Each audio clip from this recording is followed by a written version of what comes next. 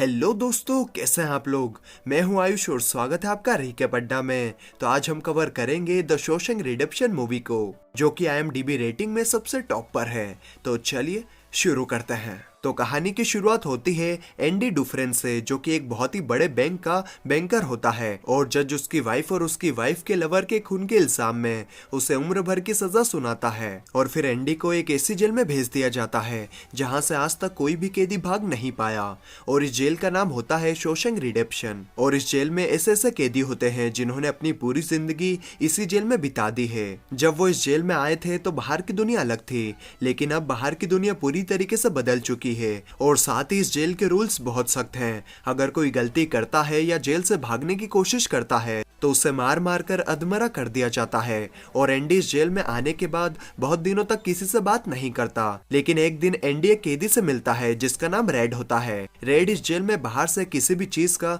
इंतजाम करा सकता है और उसे इस जेल में पूरे 20 साल हो चुके हैं। एंडी उसे कहता है कि उसे एक हथौड़ी और एक एक्ट्रेस का बहुत बड़ा पोस्टर चाहिए। तो रेड एंडी से पूछता है, क्या तुम उस हथौड़ी से जेल में कोई सुरंग बनाना चाहते हो? तो एंडी कहता है, जब वो हथौड़ी आएगी तो तुम खुद समझ जाओगे। और रेड एंडी को 3 कैदी दिखाता है और बताता है कि उन तीनों की तुम पर गंदी नजर है। फिर रेड एंडी के लिए हथौड़ी मंगवा देता है और जब रेड वो हथौड़ी देखता है तो वो मन में सोचता है कि इस हथौड़ी से तो सुरंग बनाने में 600 साल लग जाएंगे। एक्चुअली एंडी को पत्थर तराशने का शौक होता है, इसीलिए उसने वो हथौड़ी मंगवाई होती है। फिर कुछ दिनों बाद वो 3 लोग जिनकी एंडी पर गंदी नजर होती है वो उसे मौका देकर पकड़ लेते हैं और उसे मारने लगते हैं। और ये सिलसिला अगले 2 सालों तक ऐसे ही चलता रहता है, लेकिन एंडी ने इस बात की किसी से कोई शिकायत नहीं की। उसकी बॉडी पर हमेशा चोटों के निशान रहते हैं और चेहरे पर खामोशी। फिर एक दिन छत की मरम्मत करने के लिए कुछ कैदियों को चुना जाता है, जिसमें रेड और एंडी भी होते हैं। और यहाँ पर उनका जो इंचार्ज होता है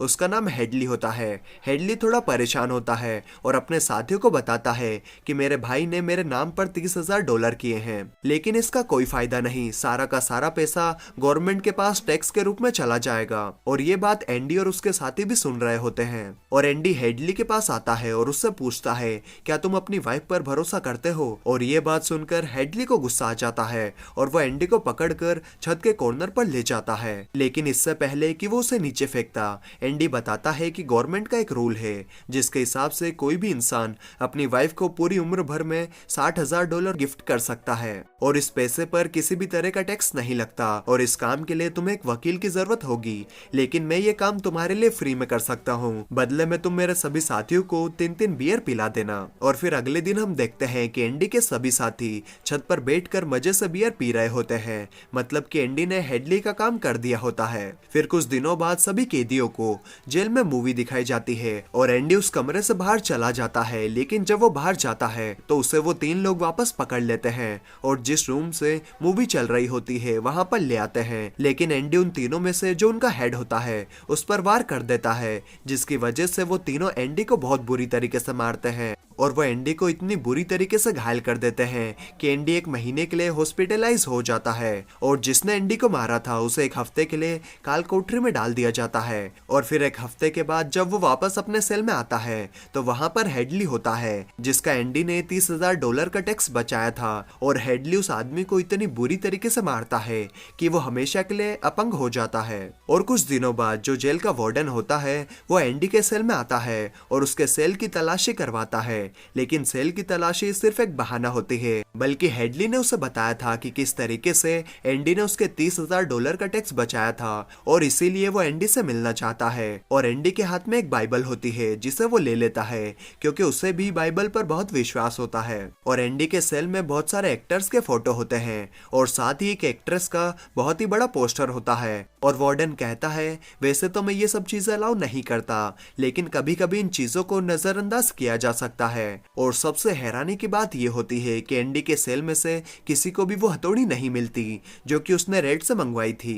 फिर वार्डन वहां से चला जाता है, लेकिन कुछ देर बाद वो वापस से आता है और एंडी को उसकी बाइबल देता है और कहता है, मुक्ति इसी में है। और क्योंकि वार्डन एंडी से इंप्रेस होता है तो वो उसे अपने ऑफिस में बुलाता है और उसे असिस्टेंट लाइब्रेरियन बना देता है। लाइब्रेरी में एक बूढ़ा आदमी होता है जो कि कि कई सालों से लाइब्रेरी को संभाल रहा है और अब एंडी को उसके अंडर काम करना है। और साथ ही एंडी यहाँ पर दूसरे ऑफिसर्स की आईटीआर भरना भी शुरू कर देता है और जैसे जैसे वक्त बीतता है एंडी के पास काम बढ़ता ही जाता है और उसे भी असिस्टेंट की जरूरत पड़ती है और वो असिस्टेंट बनाता है अपने सबसे अच्छे दोस्त रेड को। और ऐसे ही धीरे धीरे वक्त बीतता जाता है और एक दिन लाइब्रेरियन जिसके अंडर एंडी काम करता है वो एक आदमी की गर्दन पर चाकू लगा देता है। एक्चुअली गवर्नमेंट ने उसकी सजा माफ कर दी है लेकिन वो इस जेल को छोड़कर नहीं जाना चाहता।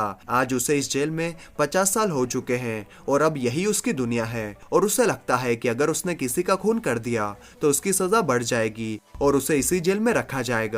लेकिन एंडी और रेड के समझाने पर बूढ़ा लाइब्रेरियन उस आदमी को छोड़ देता है और जेल से छूटने के बाद लाइब्रेरियन ब्रॉक्स को बहुत ही अजीब लगता है क्योंकि 50 साल में बहुत कुछ बदल गया होता है और इस दुनिया की रफ्तार काफी बढ़ गई होती है और ब्रॉक्स इस दुनिया में सरवाइव नहीं करना चाहता और वो अपनी जान दे देता है। फिर हमें दिखाया जाता है कि वार्डन जेल में एक प्रोग्राम शुरू करता है।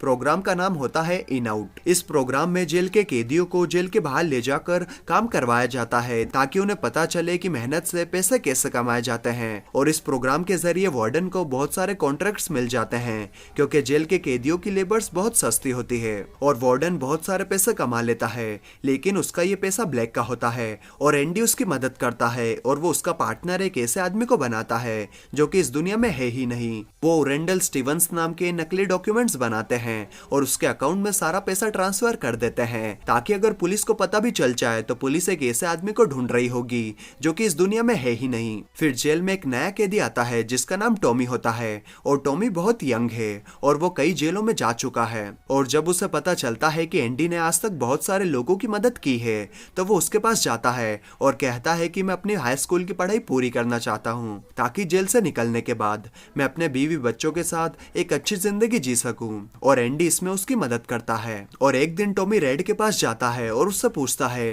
कि एंडी बहुत इंटेलिजेंट है, वो इस जेल में क्या कर रहा है। तो रेड बताता है कि एंडी ने उसकी वाइफ और उसकी वाइफ के लवर का खून कर दिया था, वो एक बहुत बड़ा बैंकर था। और ये सुनकर टॉमी पूरी तरीके से शांत हो जाता है। फिर टॉमी एंडी और रेड को बताता है कि एक बार वो एक जेल में गया था जहां पर उसे एक कैदी मिला था। उस कैदी ने बताया कि एक रात को वो एक घर में चोरी करने गया और उस घर का ओनर जाग गया और उसने उस ओनर और उसकी वाइफ को गोली मार दी और बाद में उसे पता चला कि वो दोनों पति पत्नी नहीं थे बल्कि लवर थे और वो लेडी एक बहुत बड़े बैंकर की वाइफ थी और उस बैंकर को उसकी वाइफ और उसकी वाइफ के लवर के खून के इल्जाम में गिरफ्तार कर लिया गया। और यहाँ हमें पता चलता है कि एंडी बेगुनाह था। और ये सब जानने के बाद एंडी वार्डन के पास जाता है पर वार्डन जानबूझकर उसकी बातों पर यकीन नहीं करता क्योंकि एंडी वो इंसान है जो उसके काले पैसों को व्हाइट में बदलता है और वो उसके सारे राज जानता है। और एंडी उससे कहता है कि मैं तुम्हारे काले पैसों के बारे में किसी को नहीं बताऊंगा। और इस बात से वार्डन को गुस्सा आ जाता है और वो एंडी को एक महीने के लिए काल कोठरी में डाल देता है। और साथ ही टॉमी जिसकी गवाही से एंडी आजाद हो सकता है, वार्डन उसे गोली से मरवा देता है। और उसके बाद वो एंडी के पास जाता है और कहता है कि टॉमी ने भागने की कोशिश की थी इसलिए उसे गोली मार दी गई। लेकिन एंडी जानता है कि वार्डन झूठ बोल रहा है और वो कहता है अब मैं तुम्हारा कोई काम नहीं करूंगा। तो वार्डन एक और महीने एंडी को काल कोठरी में रखवाता है। फिर काल कोठरी में 2 महीने गुजारने के बाद जब एंडी बाहर आता है तो रेड उससे मिलता है। एंडी रेड से पूछता है क्या तुम कभी इस जेल से बाहर निकल पाओगे। तो रेड कहता है शायद तब जब मैं बहुत बूढ़ा हो जाऊंगा और मेरा दिमाग काम करना बंद कर देगा जब। फिर एंडी कहता है कि मैं इस जेल से निकलकर मेक्सिको में समंदर किनारे एक जगह पर जाऊंगा, वो एक बहुत ही खूबसूरत जगह है और मैं वहां पर अपना एक रेस्टोरेंट खोलूंगा और समंदर किनारे अपनी नाव को रिपेयर करूंगा और गहरे समंदर में अपने दोस्तों के साथ मछलियां मारने निकल जाऊंगा। तो रेड कहता है उम्मीद बहुत खतरनाक चीज है, ये इंसान को पागल तक कर देती है, तुम्हें सच्चाई की दुनिया में वापस लौटना होगा, मेक्सिको यहाँ से बहुत दूर है। तो एंडी कहता है अब मेरे पास सिर्फ 2 ही रास्ते हैं, या तो मैं घुट घुट कर जीऊं या फिर मर जाऊं। और जाने से पहले एंडी रेड से कहता है कि वादा करो कि तुम मेरा एक काम करोगे। तो रेड कहता है हाँ मैं करूंगा। तो एंडी कहता है कि बस्टन के पास एक बहुत बड़ा मैदान है और वहां पर एक बहुत बड़ा पेड़ है, उस पेड़ के पास एक पत्थर की दीवार है और उस दीवार पर एक काले रंग का पत्थर है और उस पत्थर के नीचे कुछ गड़ा है। वादा करो कि जब भी तुम जेल से बाहर निकलोगे तुम वहां पर जरूर जाओगे। तो रेड पूछता है उस पत्थर के नीचे क्या है। तो एंडी कहता है इसके लिए तुम्हें वहां पर जाना होगा। और ये कहकर एंडी सीधे वार्डन का काम करने जाता है और काम खत्म करने के बाद वो सभी डॉक्यूमेंट्स को एक खास तिजोरी में रख देता है। और डॉक्यूमेंट्स रखने के बाद वार्डन एंडी को अपने कपड़े देता है उन पर प्रेस करवाने के लिए, और अपने जूते भी देता है साफ करवाने के लिए। फिर एंडी अपने सेल में आ जाता है और रेड बहुत परेशान होता है क्योंकि उसे शक है कि एंडी अपनी जान दे सकता है। और सुबह जब सभी के सेल के दरवाजे खुलते हैं तो एंडी अपने सेल से बाहर नहीं आता, और जब गार्ड उसके सेल के पास पहुंचता है तो वो पूरी तरीके से हैरान हो जाता है। फिर हम वार्डन को देखते हैं जो कि जूते पहनने के लिए निकालता है, लेकिन उस डब्बे में उसके नहीं बल्कि एंडी के जूते होते हैं। और तभी एक अलार्म बजता है और ये अलार्म होता है किसी कैदी के भाग जाने का। फिर वार्डन एंडी के सेल में जाता है और वहां पर रेड को भी बुलाया जाता है, और वार्डन रेड से पूछता है कि एंडी कहाँ है। तो रेड कहता है मुझे क्या पता। और इस बात पर वार्डन को बहुत गुस्सा आता है और वो कहता है कि क्या वो कोई भूत था जो रातों रात यहाँ से गायब हो गया और पीछे छोड़ गया ये पत्थर। और वार्डन वो पत्थर उन पर फेंक कर मारने लगता है, और एक पत्थर एक पोस्टर पर भी मारता है और वो पत्थर पोस्टर के आर पर हो जाता है। और वार्डन देखता है कि एंडी ने एक बड़ी सी सुरंग बनाकर रखी होती है, जिसे देखकर सभी हैरान हो जाते हैं क्योंकि वो दीवार बहुत मजबूत थी। बिना मशीन के उस दीवार में सुरंग बनाना लगभग नामुमकिन था, लेकिन एंडी सुरंग बना कर वहां से भाग गया होता है। फिर बहुत सारे गार्ड्स उस तरफ जाते हैं जहां से एंडी बाहर निकला था, और वहां पर उन्हें एंडी के पुराने कपड़े, एक साबुन, एक कंघी और वो हथौड़ी मिलती है जो कि 20 साल पहले एंडी ने रेड से मंगवाई थी। और उसी हथौड़ी से एंडी 20 सालों से दीवार में सुरंग बना रहा था, और साथ ही दीवार से जो मिट्टी निकलती थी वो उसे अपनी जेब में रखकर पूरे ग्राउंड में गिरा देता था।